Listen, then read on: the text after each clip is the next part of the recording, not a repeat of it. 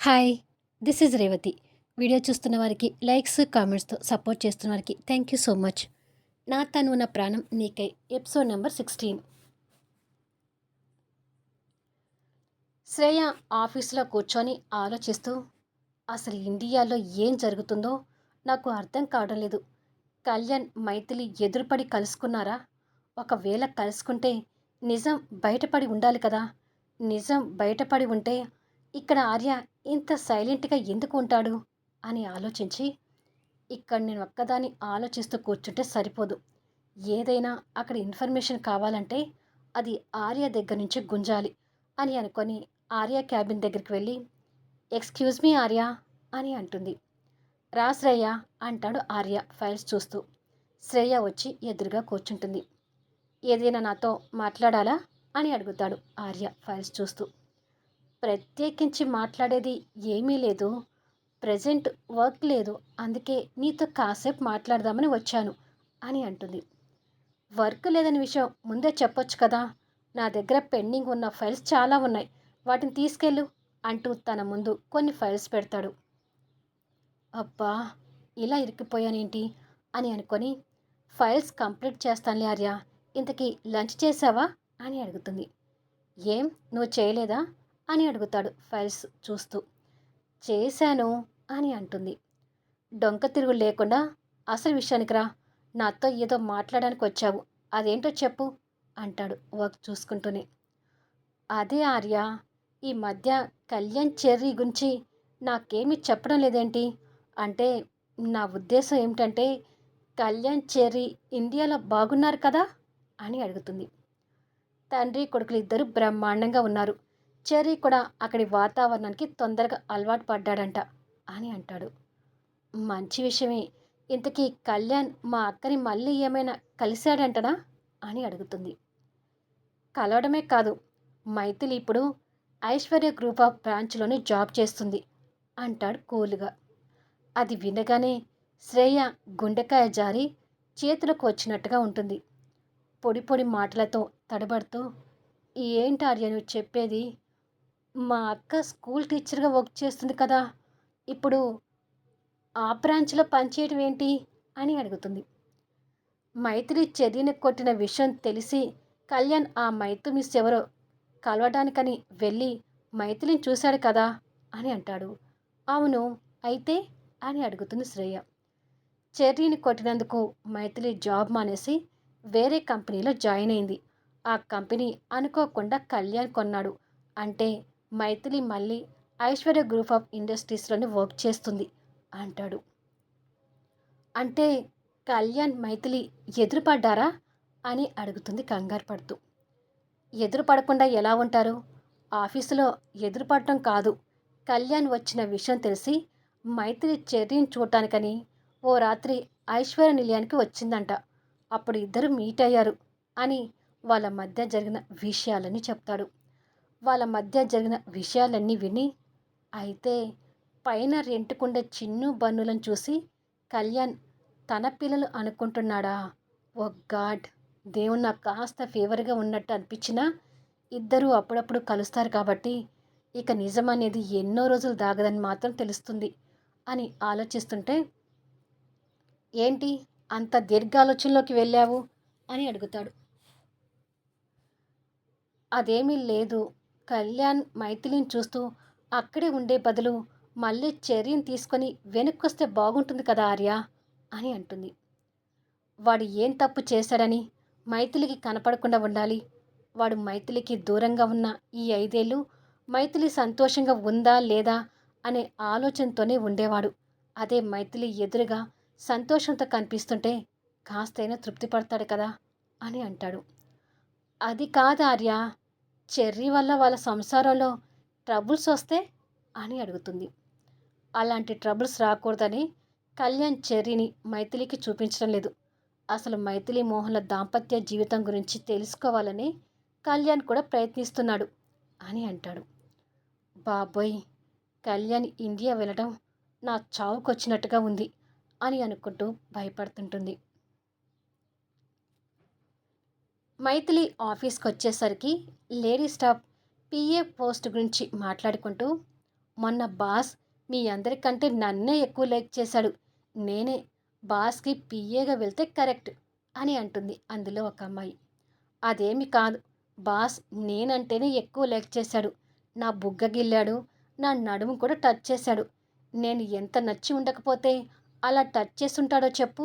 అందుకే బాస్‌కి నేను పిఏగా వెళ్తాను అని వాదించుకోవడం చూస్తూ ఆయనొక శ్రీకృష్ణుడు, వీళ్ళందరూ గోపికలు. ఛీ! వీళ్ళ మాటలు వింటుంటేనే కంపరంగా ఉంది. అయినా వీళ్ళనని ఏం లాభం లేం. వచ్చిన శ్రీకృష్ణుడు కూడా వీళ్ళని మించిపోయాడు కదా అని తిట్టుకొని తన సీట్లోకి వెళ్ళి కూర్చుంటుంది. సిస్టమ్ ఆన్ చేసి కంపెనీ నోటిఫికేషన్ చెక్ చేసుకొని కళ్యాణ్‌కి పిఏ పోస్ట్ కావాలని నోటిఫికేషన్ పంపించారా అని అనుకొని పిఏ పోస్ట్‌లో ఆఫీసులో తనతో ఎలాంటి పనులు చేయించాడో గుర్తు చేసుకొని హడలిపోతూ, వామ్మో!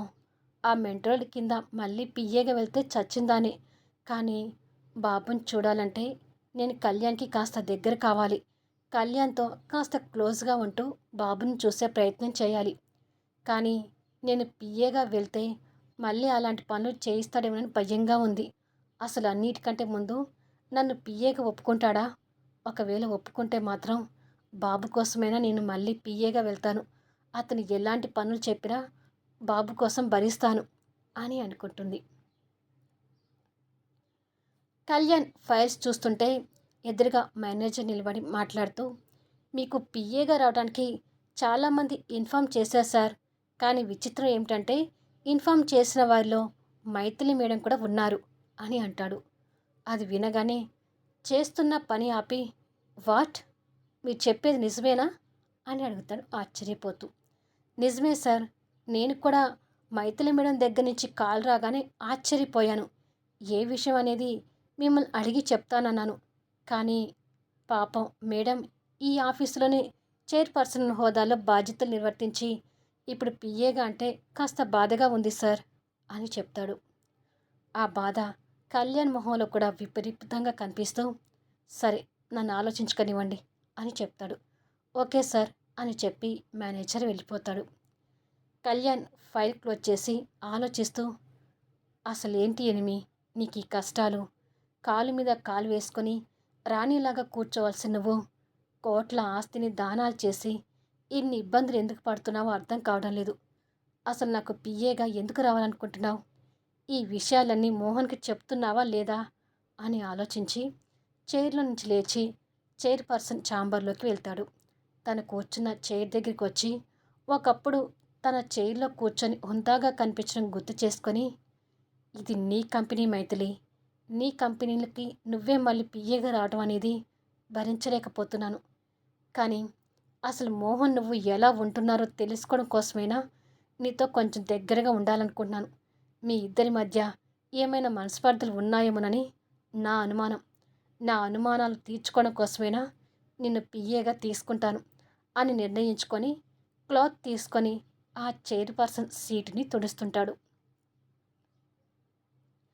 నీ పద్ధతి నాకు నచ్చడం లేదురా అని అంటాడు అర్జున్ కళ్యాణ్కి పెరుగు ముద్దలు పెడుతూ. ఏమైందిరా ఇప్పుడు అని అడుగుతాడు కళ్యాణ్ ఆ ముద్దల్ని తింటూ. నిన్ను కాదని ఆ మోహన్ని పెళ్లి చేసుకున్న మైథిలి నీకు తారసపడటమే నాకు నచ్చలేదు. పైగా ఇప్పుడు తను జాబ్ చేస్తున్న కంపెనీని నువ్వు కొన్నావు. ఇప్పుడు పిఏ అంటున్నావు. ఇదంతా ఏమిట్రా అడుగుతాడు అర్జున్. తను ఆ కంపెనీలో జాబ్ చేస్తున్న విషయం తెలియకముందే ఆ కంపెనీని కొనాలనుకున్నాను. తర్వాత నేను ఆ కంపెనీ కొన్నానే విషయం తెలిసి తను ఆ కంపెనీలో జాబ్ చేస్తుందా లేదా అని అనుమానపడ్డా. తీరా నాకు పిఏగా వస్తానని చూసి ఆశ్చర్యపోతున్నాను. అసలు తనకి కాస్త దగ్గరగా ఉంటేనే కదా తన సంసారం ఎలా ఉంది అనేది తెలుసుకోగలిగేది. అందుకని తనని పిఏగా తీసుకోవాలని నిర్ణయించుకున్నాను అంటాడు. అసలు ఈ విషయాలని మోహన్కి తెలుస్తున్నాయా అడుగుతాడు అర్జున్. ఏమో, చెప్పిందా లేదా అనేది నాకు కూడా తెలీదు. తను పిఏగా వస్తే అన్ని విషయాలు తెలుసుకునే ప్రయత్నం చేస్తాను అంటాడు. ఓ బావగా తన విషయంలో నువ్వు బాధ్యతగా వ్యవహరించడం మంచిదే. అమ్మమ్మగారు లేరు కాబట్టి అమ్మమ్మగారి తర్వాత తన మంచి చెడుల గురించి ఆలోచించే బాధ్యత నీకే ఉంటుంది. కానీ తన వల్ల నువ్వు, నీ వల్ల మైథిలి డిస్టర్బ్ అయితే కష్టం. ముఖ్యంగా నీ వల్ల మైథిలి సంసారం డిస్టర్బ్ కాకూడదు.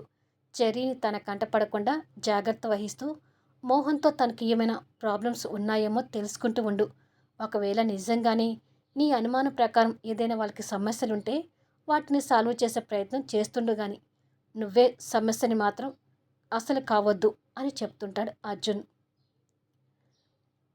నైట్ 8 అవుతుండగా మైథిలి ట్యూషన్ పిల్లల్ని పంపించి ఆలోచిస్తూ మేనేజర్ నుంచి ఇంకా ఫోన్ రాలేదంటే కళ్యాణ్ నన్ను పియ్యగా ఒప్పుకోలేదా అని ఆలోచిస్తూ ఉండగా మేనేజర్ దగ్గర నుంచి కాల్ వస్తుంటుంది. ఆతృతగా ఫోన్ లిఫ్ట్ చేసి హలో అని అంటుంది. మిమ్మల్ని పిఏగా తీసుకోవడానికి సార్ ఒప్పుకున్నారు మేడం. వీలైతే రేపే మీరు ఈ పోస్ట్లో జాయిన్ కావచ్చు అని చెప్తాడు. అది విని మైథిలి సంతోషపడుతూ రేపే వచ్చి జాయిన్ అవుతాను అని అంటుంది. ఓకే మేడం, మీరు వస్తున్నట్టుగా సార్కి ఇన్ఫామ్ చేస్తాను. ఉంటాను మేడం అని చెప్పి ఫోన్ పెట్టేస్తాడు. మైథిలి అలా సంతోషపడుతూ ఎలాగైనా కళ్యాణ్తో మంచిగా ఉండి బాబుని చూసే ప్రయత్నం చేయాలి. కానీ మళ్ళీ ఈ మెంటలోడు నన్ను ఎలా టార్చర్ పెడతాడమని కాస్త భయంగానే ఉంది అని ఆలోచిస్తూ ఉంటుంది. కళ్యాణ్ చెర్రీని కూర్చోబెట్టుకొని హోంవర్క్ చేస్తుండగా మేనేజర్ నుంచి కాల్ వస్తుంటుంది. నువ్వు హోంవర్క్ చేస్తుండు నాన్న, నేను కాల్ మాట్లాడి వస్తాను అంటాడు. ఓకే డాడ్ అని అంటూ హోంవర్క్ చేస్తుంటాడు. కళ్యాణ్ అక్కడి నుంచి బయటకు వచ్చి ఫోన్ లిఫ్ట్ చేసి చెప్పండి మేనేజర్, మైథిలికి కాల్ చేసి ఇన్ఫామ్ చేశారా అని అడుగుతాడు. చేశాను సార్, మేడం రేపే ఆఫీస్కి వస్తానన్నారు అని అంటాడు. కళ్యాణ్ కాస్త బాధగా ఆలోచించుకుంటూ సరే, ఆఫీస్ స్టాఫ్కి ముందుగానే ఇన్ఫామ్ చేయండి. మైథిలి పిఏగా వచ్చినా తనని చైర్పర్సన్ హోదాలను చూడమని చెప్పండి అని అంటాడు. అలాగే సార్, అందరికీ ఈ విషయాన్ని ఇంటిమేట్ చేస్తాను అంటాడు. ఓకే ఉంటాను అని చెప్పి కళ్యాణ్ ఫోన్ పెట్టేసి ఆలోచిస్తుంటాడు. డాడ్ అంటూ చెర్రీ కళ్యాణ్ చేయి పట్టుకొని కదిలిస్తాడు. ఆ ఆలోచన నుంచి బయటకొచ్చి ఏంటి నాన్న అని అడుగుతాడు. ఆ రౌడీ బేబీ గురించి నీకొక కంప్లైంట్ చేయాలి డాడ్ అంటాడు. ఏమిటి నాన్న అది అని అడుగుతాడు. ఆ రౌడీ బేబీ వేరే బాయ్స్తో మాట్లాడుతుంటే నాకు నచ్చటం లేదు డాడ్. అందుకే ఆ స్కూల్ నుంచి బాయ్స్ అందరినీ పంపించేసే డాడ్ అని అంటాడు.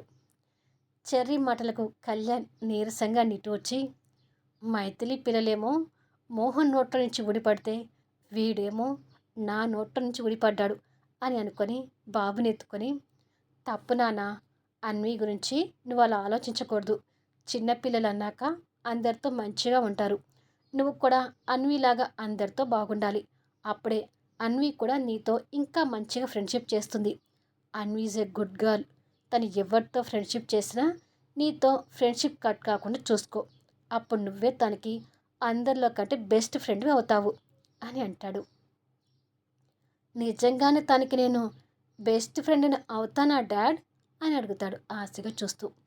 ఖచ్చితంగా అవుతావు నాన్న, కానీ తను వేరే బాయ్స్తో మాట్లాడుతుందని చెప్పి నువ్వు తనని ఏమీ అనకూడదు.